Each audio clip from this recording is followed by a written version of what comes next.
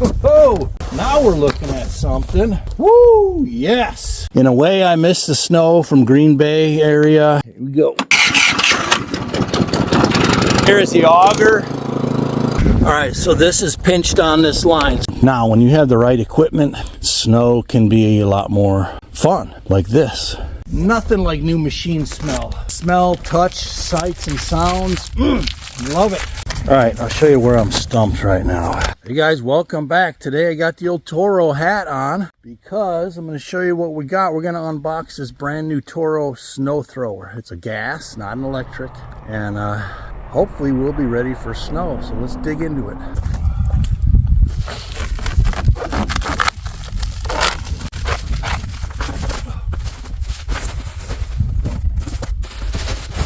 Oh, look at this. We got it even came with snow. Toro even sent us some ice and snow with it. That was pretty nice of them.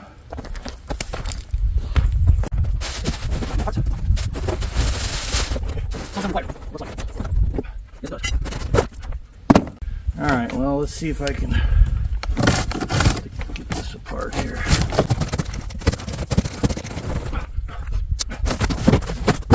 Oh, now we're looking at something.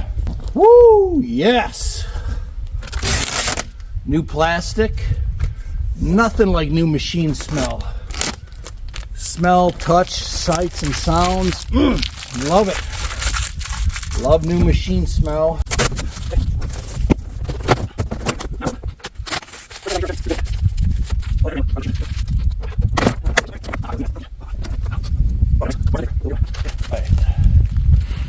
Man, I hate that when there's nuts and bolts. That's sometimes sketchy, but instructions look fairly straightforward. Yeah, I'm not seeing any. I don't know, it's hard to say honestly. A little bit on that dipstick, but I don't think it's full. We'll double check that. We'll read the manual.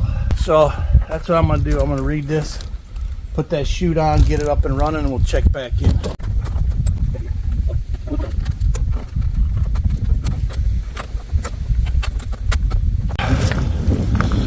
See, it's a half U-bolt here, and then you got a hand thread and a washer for this one and that one. Look at this joystick, man. Nice. I like it.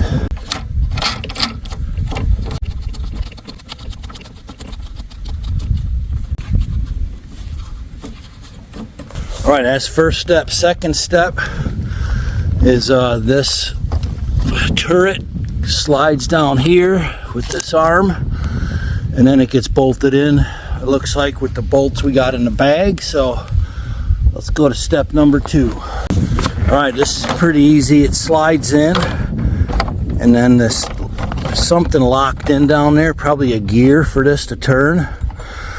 So there might only be one bolt here, but let me check the instructions. I think this top doesn't connect anywhere because obviously that's where it's going to swivel. Whoa. All right. Let me check on the directions and we'll keep going. Beautiful machine. Just, in a way, I miss the snow from Green Bay area all them years, but in a way I don't. Now, when you have the right equipment, snow can be a lot more fun, like this. So I'm actually looking forward to some snow this year. So I pulled out the nuts and bolts. There's only one that's a single size. It's longer and it's got this extra flange, this washer built in. These 3 are all shorter, so it's this single one that's going to hold that, and then these 3 are going to finish us out here pretty quick. That first bolt took an 11mm metric.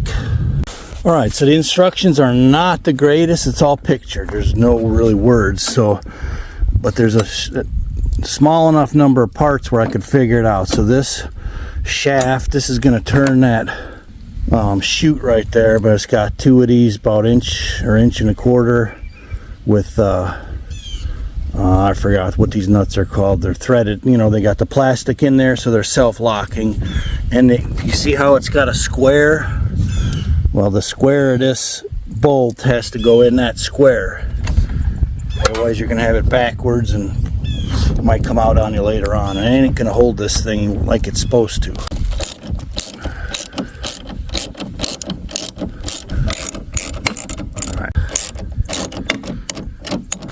All right, I'll show you where I'm stumped right now. I'm stumped right here on B on the bottom. So this one I'm pretty sure is right. It's got a square bolt here, okay? But then this cable, which is a little bit long, has a metal keeper with a tab on it, okay? And that does not fit in there. And it's showing it going on the machine somewhere. Possibly right, I think that's it right there. Yeah, that's it. Okay, because I'm like, there's missing a bolt. Well, the bolt is in there, and you see that little tiny slot? That's where that's gonna fit. All right. All right, so this is pinched on this line, so this is where they want it. There's only one way that can be installed, but I would like to see this cable under the pull cord and not on the tires. Let me look at this a little more. Unless I could do it just like that. That's not what I wanted. I'll show you what I wanted. That's what I wanted. There we go. Okay. That's what I wanted. I'm still gonna put a couple zip ties on here just because it's could rub on this tire, and then that should complete us here. And then I gotta check the oil in that. All right, thank goodness for zip ties. Put 2 zip ties on. Now we got this cable routed, totally out of the way. It's gonna stay just fine. Got to tighten this one, and we should be about done. All right, let me show you what we got here. At least what I could figure out. Now I read the directions to put it together, but not anything past that. But here, obviously, got the top chute. Okay. Who needs the manual, right? So this is a self-driving machine. This thing is going to be awesome to use. So I'm trying to get a feel for it. I'm assuming that's probably that lever, that push lever engages the wheels. But yeah, this thing's going to be sweet. Whoa. All right, never mind. I needed to push the button. There we go. All right. Watch out for the snow. Coming at you. Let's visualize.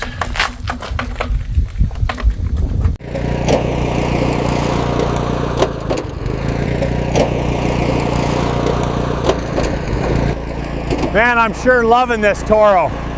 This thing is going to be a game changer. Now I'm actually looking forward to snow. All right, so this is Toro's annual maintenance kit, which I really like. It's all right in here. It's got engine oil, fuel treatment, spark plug. So we're going to top it off. Obviously, I don't need a new spark plug, but I'll make sure we got enough oil in there, and we'll see if we can get this thing fired up. All right, 5W30. Fuel treatment. This treats either up to a gallon of 4-cycle or 2-cycle fuel, but it's a four-stroke engine. It's not a 2-stroke. And spark plug and Toro premium lubricants, fuel treatment, and so forth. So let's check the oil, get it topped off, and see what happens. It's really hard to tell. It looks like they maybe just ship it with a little bit of oil, but anyways, we're going to top it off. All right, it took the better part of that quart. I'm pretty sure we're at where we need to be now. Yeah, should be all good now. Yeah, I had just about used up this whole quart, so now we need some gasoline.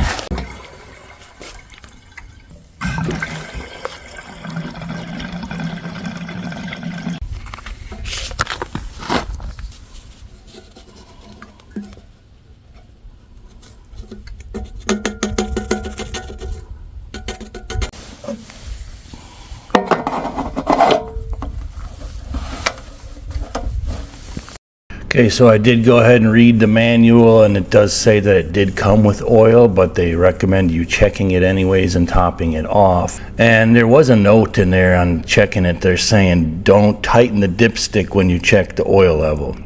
So I don't know if that means just thread it a little or leave it up. Either way, as long as you're in that low to high marker with the oil level, you'll be good to go. There's two ways of starting it. I'll show you both of them, but it's cold out. We're in a cold snap. It's like in the 20s right now. We got pinch ice on all the puddles. So let's see if we can get this thing started. I'm going to use the electric start just because it's going to be easier. All right, so the electric start, this is the key.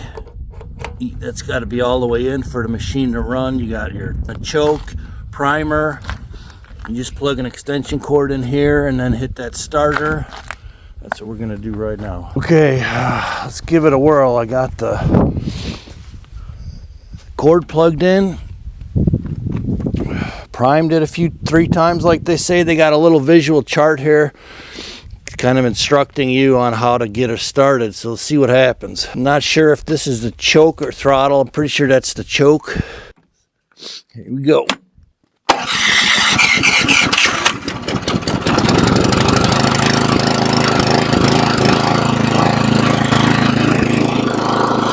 I got it halfway choked.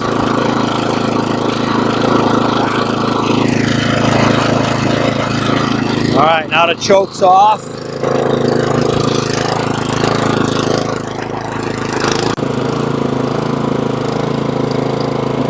This right here is the power to the tires.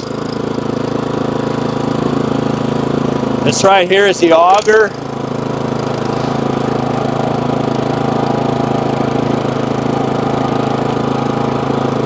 Release the auger. Away you go. I mean, that's the power right here. And the more you push, faster it goes.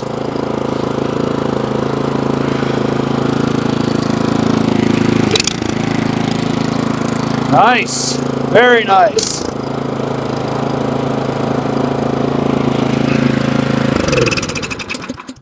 Okay, so one thing that I also read in the manual is it's made for asphalt and concrete, not for gravel.